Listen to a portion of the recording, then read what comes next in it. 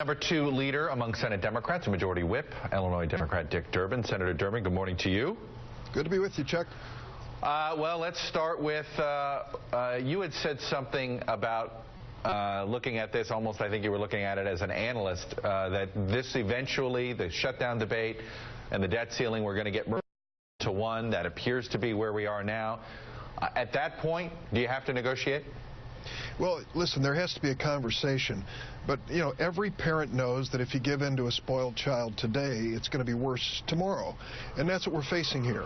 If we reach some sort of accommodation, temporary accommodation with the Tea Party Republicans and Speaker Boehner today, 2 weeks from now, we're in the soup again with the debt ceiling. The president understands, and I understand, what they're doing is reckless and irresponsible. Once and for all, we have to chart a course for this nation where the economy gets strong and we start facing our problems squarely in a bipartisan way. Can you do something to proactively break this standoff? Is it passing a bill in the Senate that has broad bipartisan support to send a message to House Republicans that, hey, look, we got 15 Republican senators with us on X? Is that sort of the one of the next steps here into trying to break this standoff? Chuck, let me give you 2 specific examples. We passed comprehensive immigration reform with 14 Republicans and 54 Democrats. A big, sweeping, historic bill. The House won't even take it up. We passed the Farm Bill, a strong bipartisan measure, sent it over twice to the House. They ignored it. Let me tell you, they've got an internal family problem there. Speaker Boehner has got to take control of his caucus or at least lead for the good of the nation. The problem that he faces shouldn't be America's problem.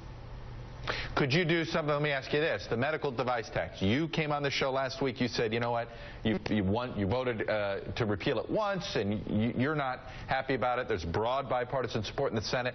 Could you do something like that? Send over that standalone bill from the Senate, send it over to the House. Don't connect it to government funding, but essentially sending a message here. Look, you go take this up, go pass it separately. And now you've got your quarter pound of flesh on health care, and let's move on. Chuck, I think that there are many issues within the Affordable Care Act that could be discussed, including the medical device tax. But let's be honest about it. We're not even going to consider that conversation until the government is reopened and the debt ceiling is authorized. Those are the basics. That's what you do when you come to work and face your responsibility as a member of Congress. And then let's sit down on a bipartisan basis, a constructive basis, and find ways to make the Affordable Care Act even more effective. We know that yesterday House Republicans tried to pass piecemeal funding bills. There has been one piecemeal funding bill that everybody agreed to, and that was guaranteeing pay for the uniformed military. Why do that one and not consider other piecemeal funding bills if they are clean?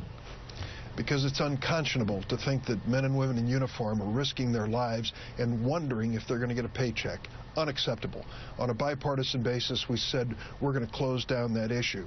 Now, Senator Cruz and Speaker Boehner are picking and choosing those agencies of government that they think are worthwhile. And honestly, that is really sad when you consider the possibilities here. We're not going to open the National Institutes of Health. Over 200 people were turned away this week for clinical trials, including 30 children with cancer, because of this government shutdown. For goodness sakes, why don't the Tea Party Republicans open their eyes and understand that they are inflicting on this country a pain that is totally unnecessary? We could be here a while. I understand the position of the White House. I understand your position, essentially saying if you agree to negotiate on some of these things, it could lead to problems down the road, more standoffs, since we're only talking about 75 days of government funding. But are you willing to sit here 3 weeks, 4 weeks, waiting for them to budge? You know the answer to that, Chuck. If Speaker Boehner would call the continuing resolution, which is the spending bill for the next 6 weeks that we passed in the Senate, it would pass this afternoon. The government shutdown would end. What's he afraid of? He's afraid of a bipartisan vote in the House of Representatives to open the government.